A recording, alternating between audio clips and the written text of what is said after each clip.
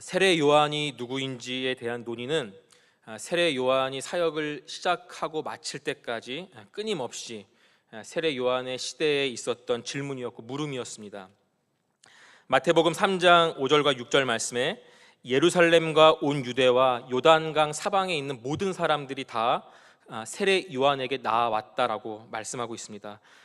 모두 다 나아온 그 사람들이 자기들의 죄를 자복하고 요단강에서 세례 요한에게 세례를 받았다라는 것이 마태와 복음서를 기록한 저자들의 그런 기록이었고 목격이었습니다. 성공적인 사역을 이끌어가고 있고 많은 사람들의 죄를 뉘우치게 하고 세례를 베푸는 성공적인 부흥을 일으키는 세례 요한의 사역 때문에 사람들의 관심은 세례 요한이 누구인가에 대한 그런 질문으로 그 부분에 초점이 맞춰진 것을 보게 됩니다. 어떤 사람들은 세례 요한이 구약에서 보내시겠다고 하신 메시아 그리스도가 아닐까라는 생각을 마음속에 가졌습니다. 누가복음 3장 15절 말씀에서는 모든 사람들이 요한을 혹 그리스도신가 심중에 생각했다라고 그렇게 말씀하고 있습니다. 오늘 우리가 함께 나누는 이 요한복음에서는 사도 요한의 기록에는 유대인들이 직접적으로 세례 요한에게 당신은 누구인가라는 질문을 하게 됩니다. 요한복음 1장 19절 말씀에 유대인들이 예루살렘에서 제사장들과 레위인들을 요한에게 보내어 내가 누구냐 물을 때에 요한의 증언이 이러하니라 이렇게 말씀하고 있습니다. 유대인들에게 있어서 세례 요한의 존재, 세례 요한이 누구인가, 어떤 사람인가에 대한 이 질문은 굉장히 중요했습니다. 그럴 때마다 세례 요한의 이 대답은 간단하고 명료했습니다. 요한복음 1장 20절 말씀에서는 요한이 드러내어 말하고 숨기지 아니하니 나는 그리스도가 아니라. 세례 요한의 대답은 나는 그리스도가 아니다. 사람들의 관심은 세례 요한이 그리스도인가 하는 마음에 그런 생각이 있었지만 세례 요한의 대답은 나는 그리스도가 아니다. 그러면서 1장 23절 말씀에 나는 선지자 이사야의 말과 같이 주의 길을 곧게 하라고 광야에서 외치는 자의 소리로 부름받았다라고 말하고 있습니다. 나는 그리스도가 아니다. 나는 그저 주의 앞에서 주의 길을 곧게 하라고 광야에서 외치는 자의 외침이다, 소리다라는 것이 자기를 증언하는 세례 요한의 대답이었습니다. 이러한 세례 요한의 자신의 이 증언, 세례 요한 자신의 이 대답을 뒷받침하는 성경의 증언도 같은 내용입니다. 요한복음 1장 6절과 8절 말씀에서는 하나님께로부터 보내심을 받은 사람이 있으니 그의 이름은 요한이라. 그는 이 빛이 아니요 이 빛에 대하여 증언하러 온 사람이다 라고 세례 요한의 자기의 고백, 자기의 대답을 뒷받침하는 성경의 대답도 세례 요한은 그리스도가 아님을 분명하게 말씀하고 있습니다. 세례 요한이 그리스도가 아닌 것을 또한 성경이 그렇게 증언하고 있는 것에 대한 아주 의미 있는 에피소드가 요한복음 1장 35절에서 37절까지 말씀에 나와 있습니다. 우리 함께 요한복음 1장 35절부터 37절까지 말씀을 함께 찾아서 합독하겠습니다.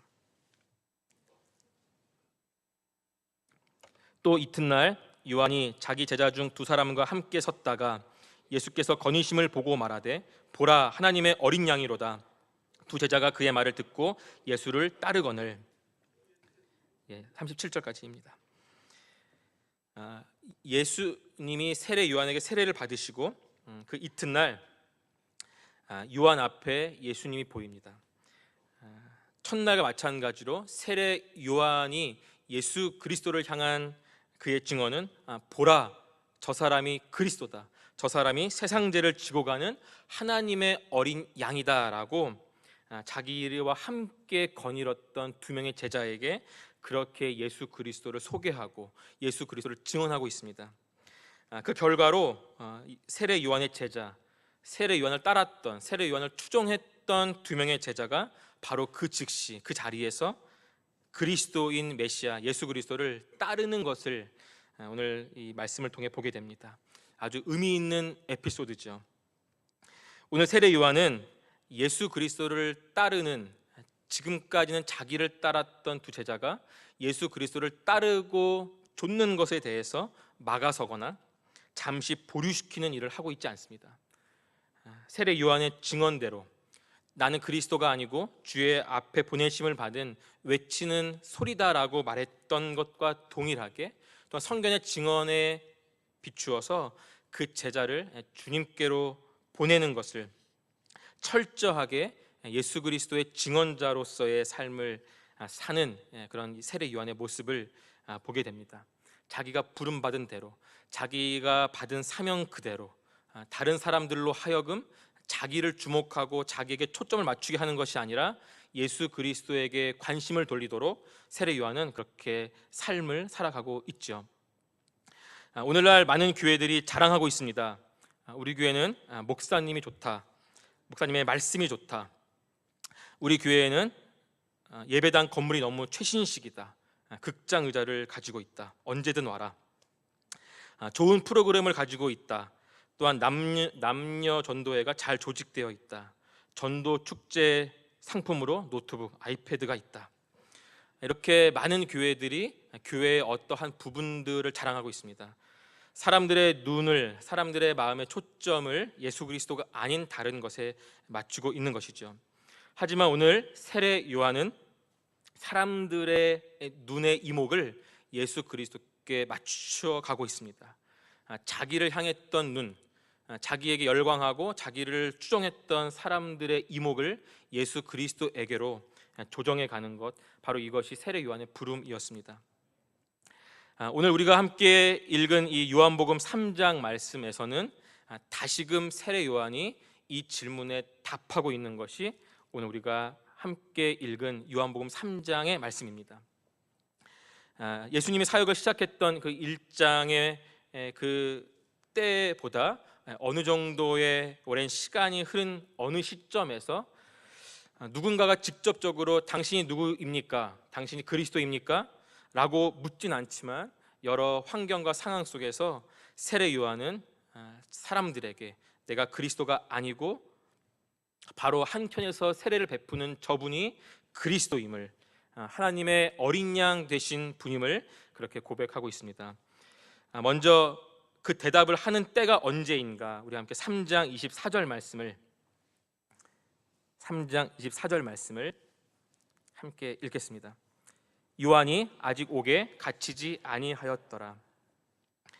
사도 요한은 오늘 이 세례 요한이 다시금 자신의 존재와 예수 그리스도의 존재를 증언하는 이 시점에 대해서 아직 요한이 옥에 갇히지 아니하였던 시점이다라고 그렇게 분명하게 명시하고 있습니다. 이 말씀은 반대로 요한이 곧 감옥에 갇히게 될 것을 암시하고 있는 것이죠. 26절 세례 요한의 제자들의 말을 또 빌리자면 이렇게 말합니다. 선생님이 증언하시던 이가 세례를 베풀매 사람들이 다 예수에게로 가고 있습니다라고 또 그렇게도 말하고 있습니다.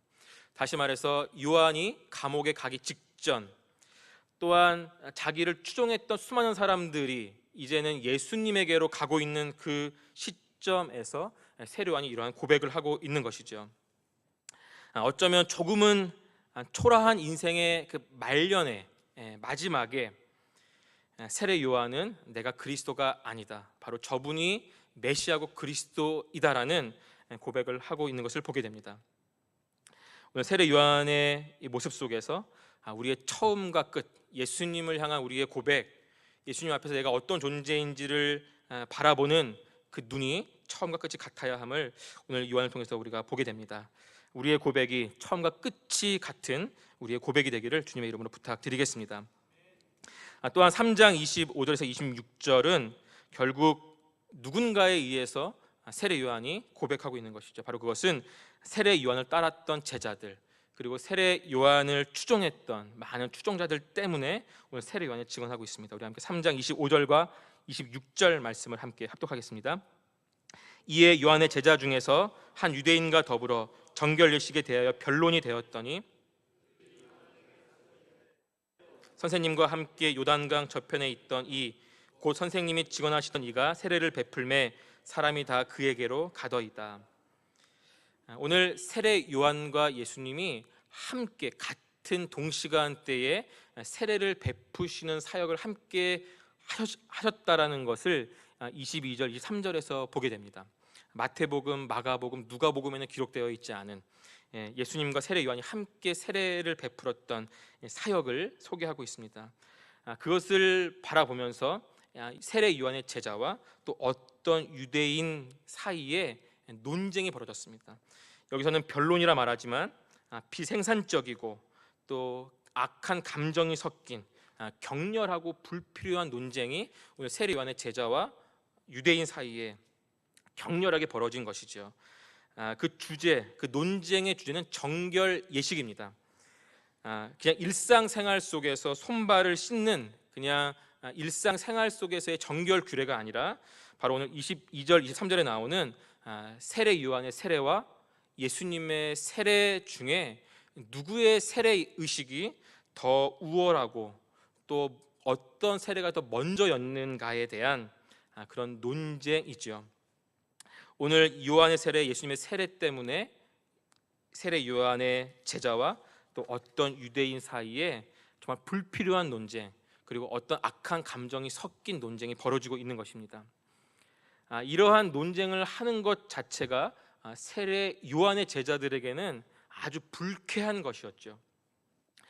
왜냐하면 예수는 자기의 스승인 세례 요한보다 늦게 등장한 지도자였습니다. 처음에 주도권, 처음에 기득권은 바로 세례 요한과 우리의 무리가 가지고 있었죠. 오늘 그것을 빼앗긴 것입니다. 또한 예수는 세례 요한에게 세례를 받았습니다. 이러한 몇 가지 이유들 때문에 아마도 세례 요한의 제자들은 이러한 세례 의식에 대한 논쟁이 아주 불편했을 거고 불쾌했을 것입니다.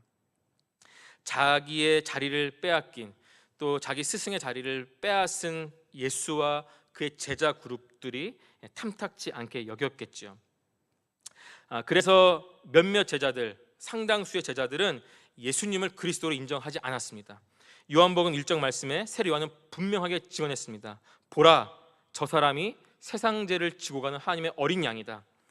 그럼에도 불구하고 오늘 3장에 나오는 세례 요한의 제자들, 추종자들은 예수님을 향해서 선생님이 함께 저 요단강 저편에 있던 이라고 호칭하고 있습니다.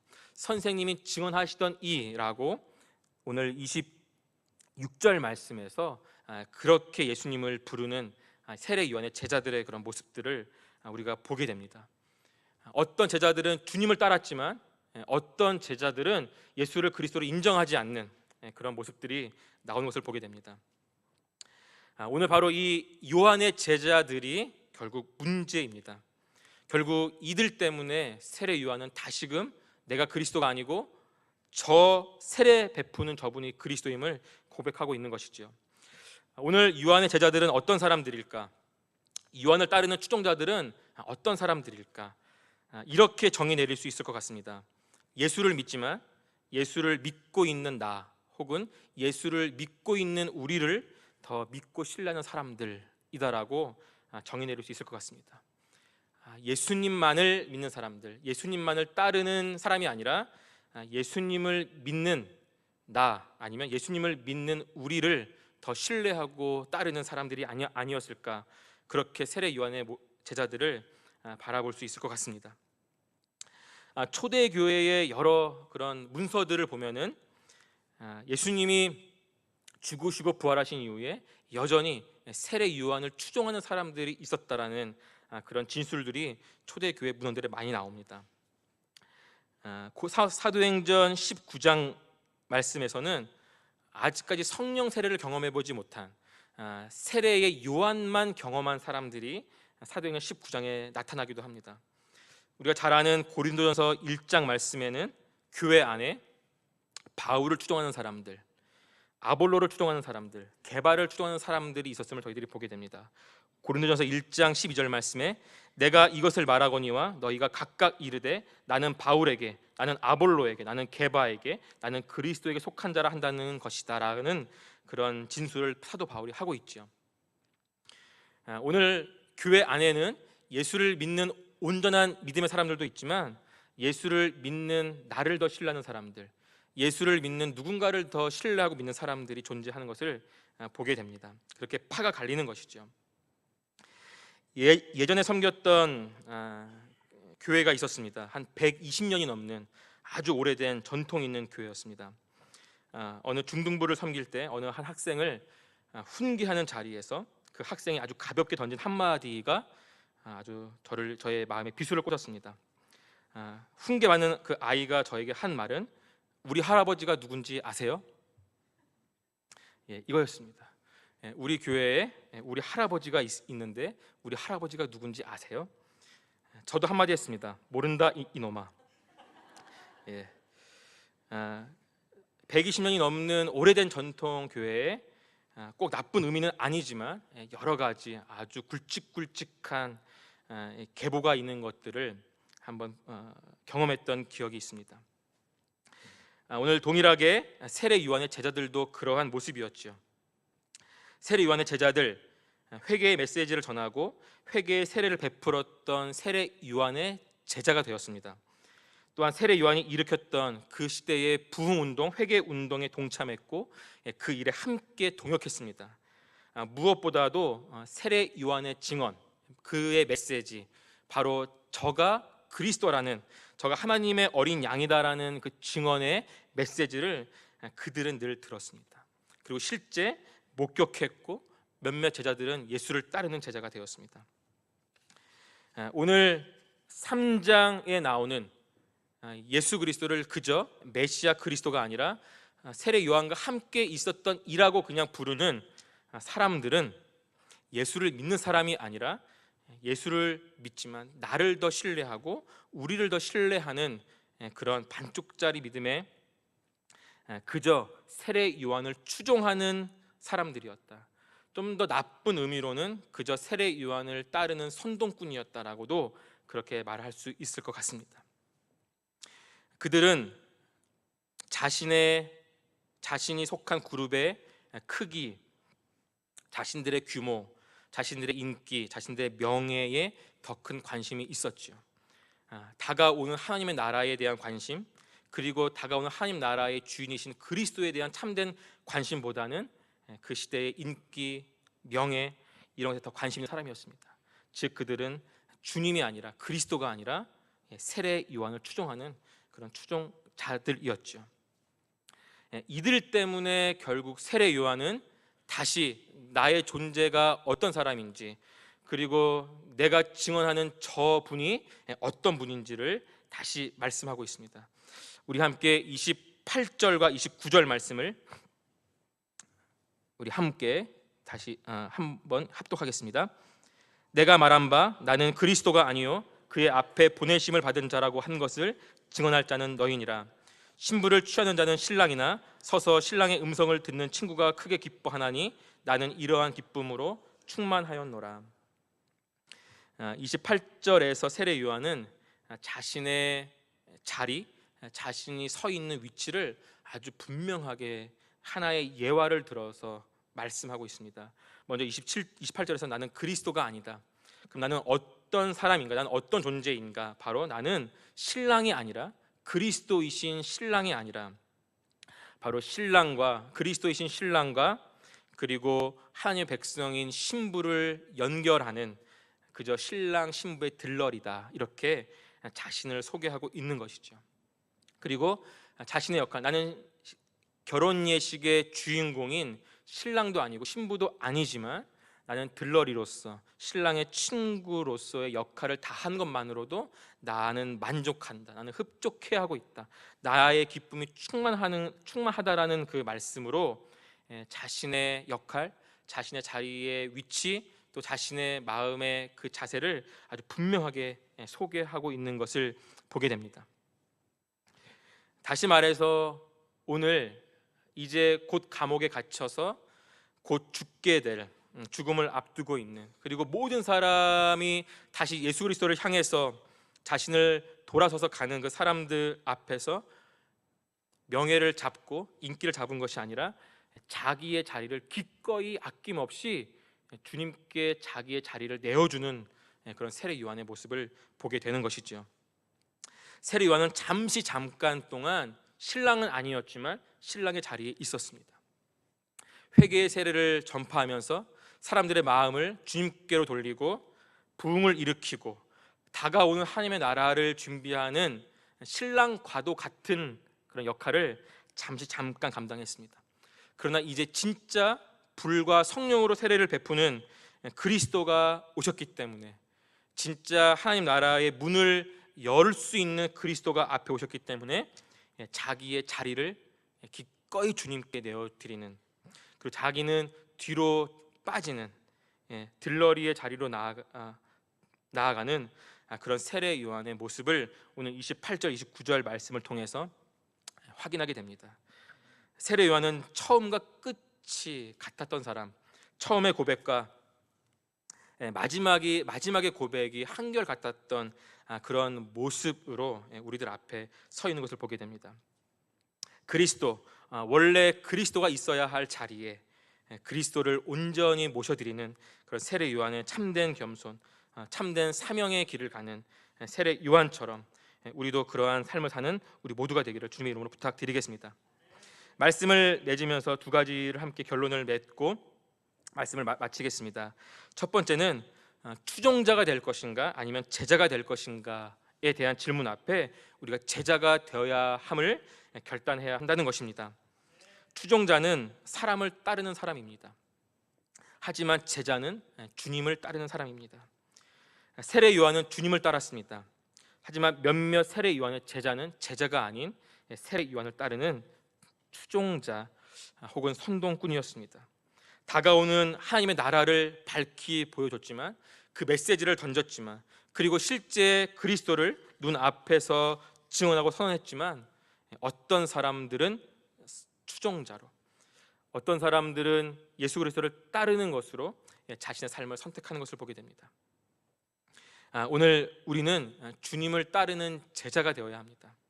교회 내에서 주님을 믿는 또 다른 주님을 믿는 또 다른 그룹을 더 신뢰하는 것이 아니라 온전히 주님만을 따르는 제자의 삶을 사는 그런 결단이 우리에게 있어야 될 줄 압니다. 그러한 결단이 우리 모두에게 있기를 주님의 이름으로 부탁드리겠습니다.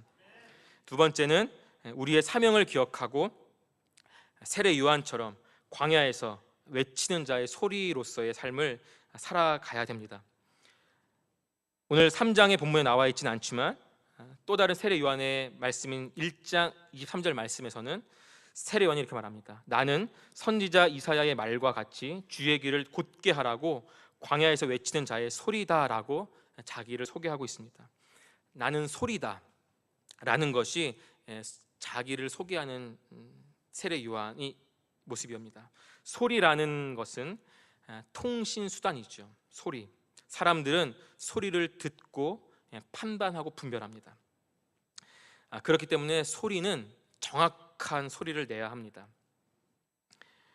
오늘 세례 요한은 자신의 때에 자기가 마땅히 내야 하는 소리를 낸 사람이었지요. 바로 그것이 세례 요한의 사명이었습니다.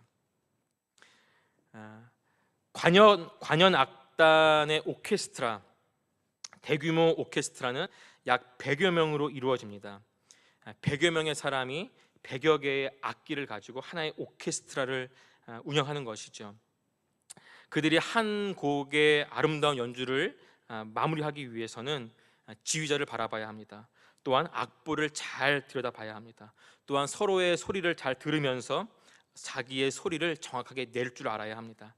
그래야 한 곡의 아름다운 곡을 시작하고 마무리할 수 있는 것이죠. 오늘 우리 교회가 바로 이러한 오케스트라 같은 모습이 아닌가 생각합니다.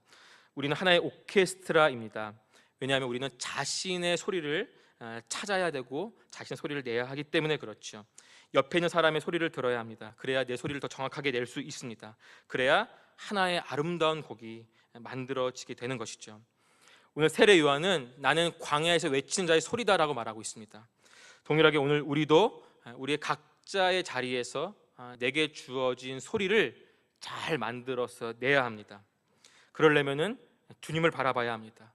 우리를 지휘하시는 주님을 바라보고 또한 옆에 있는 내 지체들을 잘 돌아보면서 함께 소리를 내는, 그래서 함께 아름다운 소리를 내는 그래서 함께 주님을 드러내는 그러한 삶을 사는 것이 바로 저와 우리 교회에 주어진 하나님의 부르심이고 사명인 줄 압니다. 오늘 세례 요한은 그렇게 자신의 사명을 잘 감당하고 있습니다. 오늘 우리도 세례 요한처럼 아름다운 소리를, 주님의 사명을 받은 자로서 아름다운 소리를 내는 우리 모두가 되기를 주님의 이름으로 부탁드리겠습니다.